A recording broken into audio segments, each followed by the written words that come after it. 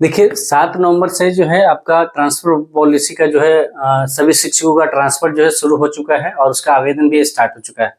सभी लोग वीडियो में ये बताने है कि आपको फॉर्म कैसे भरना है और फॉर्म भर के दिखा भी रहे हैं, लेकिन उससे पहले जो जरूरी चीजें होती हैं कि फॉर्म भरने से हमें किन बातों का ध्यान रखना चाहिए, कौन कौन से ऐसे डिटेल हैं, कौन कौन से ऐसे डॉक्यूमेंट्स हैं जो हमारे पास होने चाहिए ताकि फॉर्म फिलअप भरने में आसानी हो।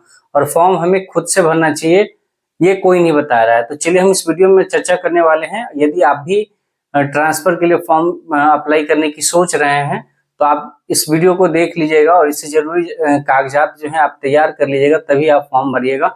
और फॉर्म सबसे पहले आप खुद से भरिएगा, साइबर कैफे की उम्मीद पर नहीं रहेगा और ना साइबर कैफे से आप फॉर्म फिलअप करवाइएगा।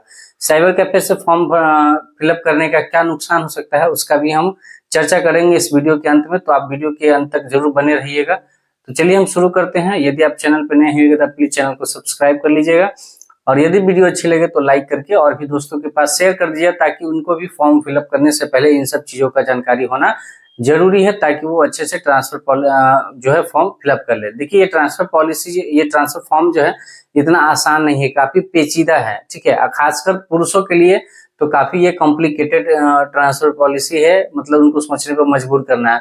तो एक एक ऐसी चीजें हैं जिनको बारीकी से ध्यान में रखते हुए अपने फ्यूचर को देखते हुए उनका ट्रांसफर का जो है जगह को सिलेक्ट करेंगे। तो सबसे पहले कि आपके पास क्या क्या चीजें होनी चाहिए, तो चलिए हम शुरू करते हैं। तो सबसे पहले आपको टीचर आईडी और पासवर्ड का होना जरूरी है। आप कहिएगा ये क्या बताने का तरीका जरूरी है, ये कोई मतलब हुआ? तो देखिए सबसे पहली बात कि आप फॉर्म फिलअप खुद करिएगा या साइबर कैफे से भी जाइएगा। बहुत सारे ऐसे शिक्षक हैं जिनको अपने से नहीं हो पाएगा, लेकिन साइबर कैफे से भराने का जो है डिफॉल्ट क्या है, उसका क्या साइड इफेक्ट है, उसका भी हम चर्चा करने वाले हैं। ताकि साइबर कैफे से यदि आप फॉर्म फिलअप करते हैं तो कहीं हो सकता है कि आपको बाद में दुविधा का सामना करना पड़े। तो देखिए टीचर आईडी होना जरूरी है, जिस आईडी से आप इस शिक्षा के ऐप पर अभी आप क्या बोलते हैं अटेंडेंस बनाते हैं, वही आपका टीचर आईडी हो गया और पासवर्ड ऑलरेडी उसमें सेव्ड होगा।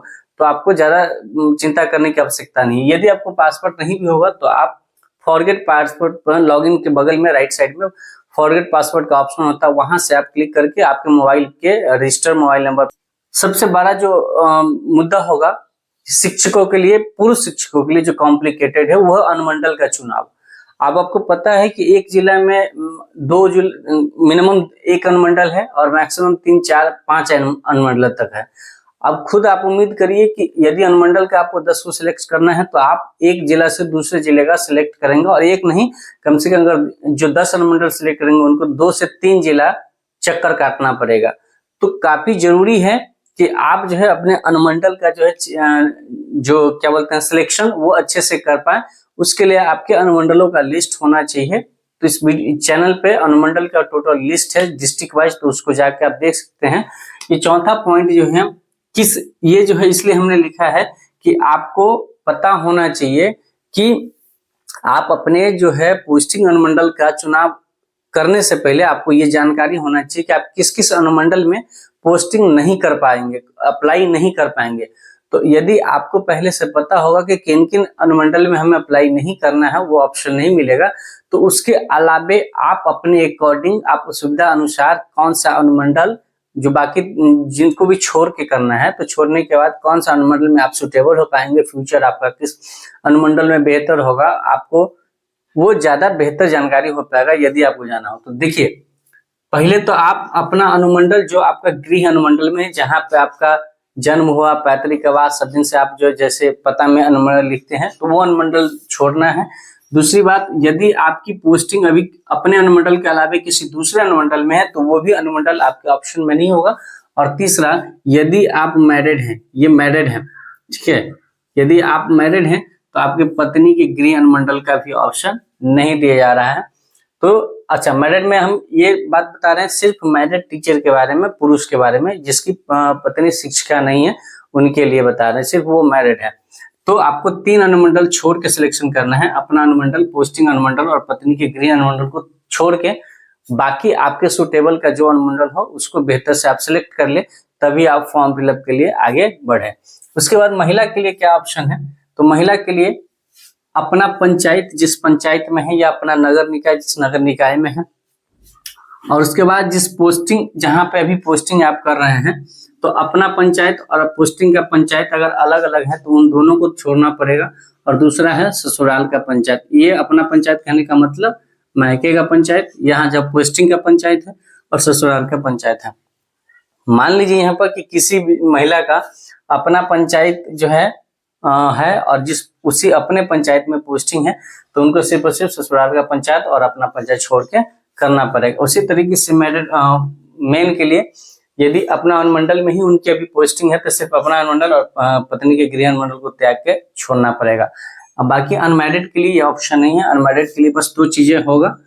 अनमैरिड जो पुरुष होंगे उनके लिए एक आप अभी अपना अनुमंडल और एक पोस्टिंग अनुमंडल, पोस्टेड अनुमंडल। जिस अनुमंडल में पोस्टेड है यदि वो अपना अनुमंडल नहीं है, है ना, तो आप इन दोनों को छोड़ के करेंगे। और मान लीजिए किसी का घर अपना अनुमंडल है और पोस्टिंग में अपना अनुमंडल में है, तो बस अपने अनुमंडल को छोड़ के कोई भी अनुमंडल चूज कर सकते हैं।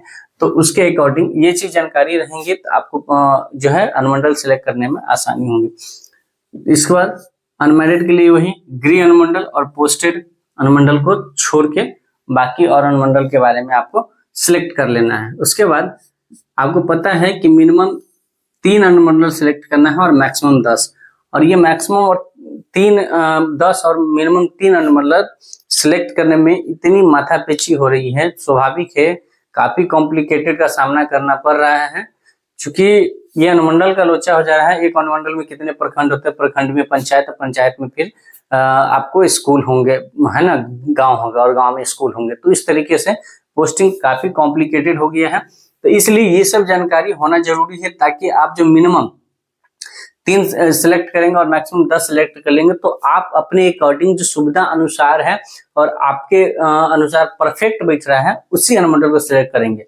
अच्छा, बहुत सारे लोग होंगे जो 3 अनुमंडल का सिलेक्ट करेंगे और बहुत सारे होंगे जो 5 भी करेंगे और 10 भी करेंगे।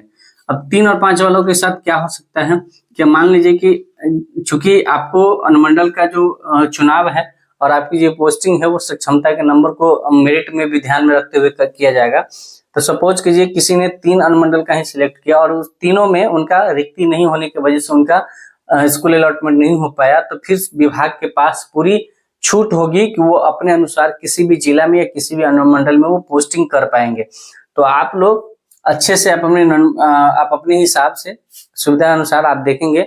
मैं तो कहूंगा कि आप मिनिमम जो है 5 अनुमंडल का सिलेक्शन करें, है ना, और बाकी जिनको 10 तक करना है वो 10 तक भी कर सकते हैं। तो ये जो पोस्टिंग है वो काफी कॉम्प्लिकेटेड है। इसके लिए आपको फूक कदम रखना पड़ेगा। उसके लिए आपके पास गहन ये सब चीज की जानकारी जरूरी है। उसके बाद प्रमाण पत्र की बात आ गई।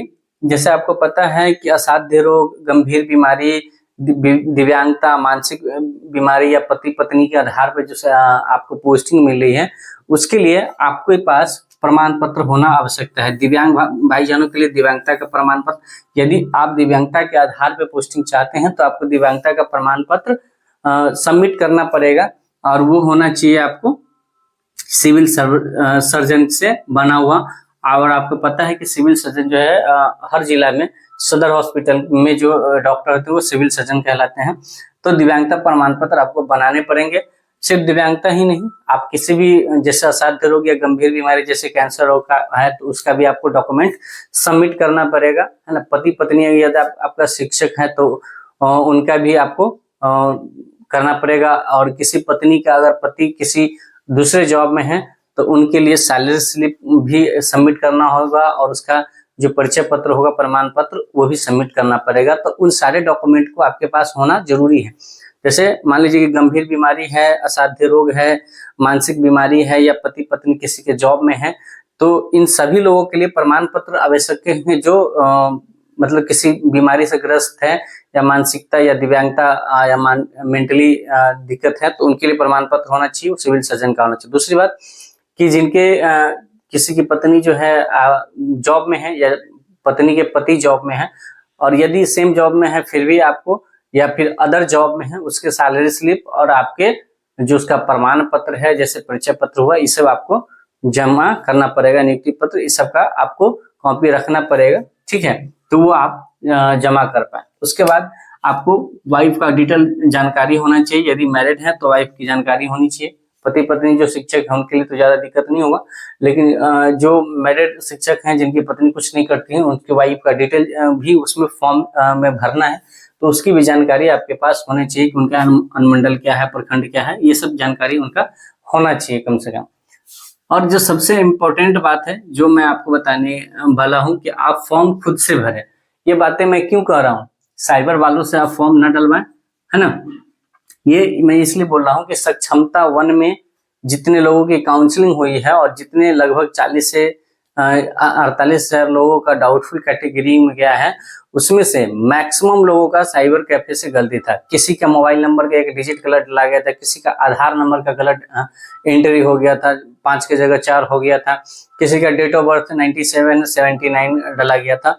तो साइबर कैफे वालों के साथ प्रॉब्लम क्या होता है कि उनको इनकम करना होता है आपसे, तो वो क्या करते हैं, ज्यादा से ज्यादा उनको फॉर्म भरने की हड़बड़ी रहती है, तो वो जल्दी जल्दी आपकी चीजों को टाइप करेंगे और आप भी उस भीड़ में जो है उस चीजों को अच्छे से देख नहीं पाते हैं। हालांकि शिक्षकों की गलती की वजह से भी साइबर कैफे में परेशानी होती है, तो आप इसका ध्यान रखेंगे कि आप ज्यादा बेहतर होगा कि आप मोबाइल से अपना फॉर्म फिलअप करें। यदि आपके पास लैपटॉप है तो लैपटॉप से फॉर्म फिलअप करें, लेकिन साइबर कैफे से फॉर्म फिलअप करने से बचे। और इतना भी हार्ड आपका फॉर्म फिलअप नहीं है। इस वीडियो के बाद हम आपको फॉर्म फिलअप करने का वीडियो भी मैं अपना खुद का फॉर्म फिलअप करके आपको वीडियो शेयर करूंगा, तो उसके थ्रू आप जान जाएंगे, ठीक है। और यदि आपको फॉर्म भरने से पहले कोई भी और दिक्कत होती है तो आप हमें संपर्क कर सकते हैं। दूसरी बात, इसमें कैटेगरी सर्टिफिकेट की बात की जा रही है। नहीं, कैटेगरी सर्टिफिकेट तो ठीक है, वो तो प्रधान शिक्षक है, तो ये चीजों का ध्यान रखना है। दूसरी बात कि फॉर्म भरने में आप देरी ना करें तो बेहतर है। जैसा कि अभी मैंने कुछ देर पहले फॉर्म फिलअप करने का प्रयास किया, आपको पता होगा कि पहले दिन भी जो साइट है वो क्रैश कर गया था, पहले दिन भी साइट अच्छे से वर्क नहीं कर रहा था। और आज भी ये वीडियो जब मैं शूट कर रहा हूँ, उससे पहले जब मैंने एक छोटा सा शॉर्ट वीडियो आपको डाला है, तो वहां पे भी जो है साइट क्रैश हो गया है, ठीक है। तो बेहतर होगा कि आप अपने अनुसार आप अपने पोस्टिंग अनुमंडल का या पोस्टिंग जो भी जगह का है अच्छे से सिलेक्शन कर लें, और उस सिलेक्शन करने के बाद अपने अकॉर्डिंग फिर आप फॉर्म जल्दी से जल्दी फॉर्म फिलअप कर लें। पता नहीं बिहार का साइट है कब क्रैश हो जाएगा और कब जो है सर्वर डाउन हो जाएगा, उसकी कोई मतलब गारंटी नहीं है। तो आई होप कि आपको फॉर्म फिलअप करने से पहले इन सारी डॉक्यूमेंट का होना आवश्यक है, और आप लोग अवश्य इसको उपलब्ध करा लेंगे। उसके बाद आप फॉर्म फिलअप करेंगे ताकि आपको फॉर्म भरने में किसी प्रकार का परेशानी का सामना न करे। तो आई होप कि आप लोग अच्छे से फॉर्म फिलअप करेंगे, और मिलते हैं नेक्स्ट वीडियो में। वीडियो अच्छी लगे तो लाइक करना एक नहीं भूलिएगा। तो चलिए मिलते हैं नेक्स्ट वीडियो में, तब तक के लिए आप स्वस्थ रहिए, मस्त रहिए और अपने काम में व्यस्त रहिए। Thank you so much. जय हिंद।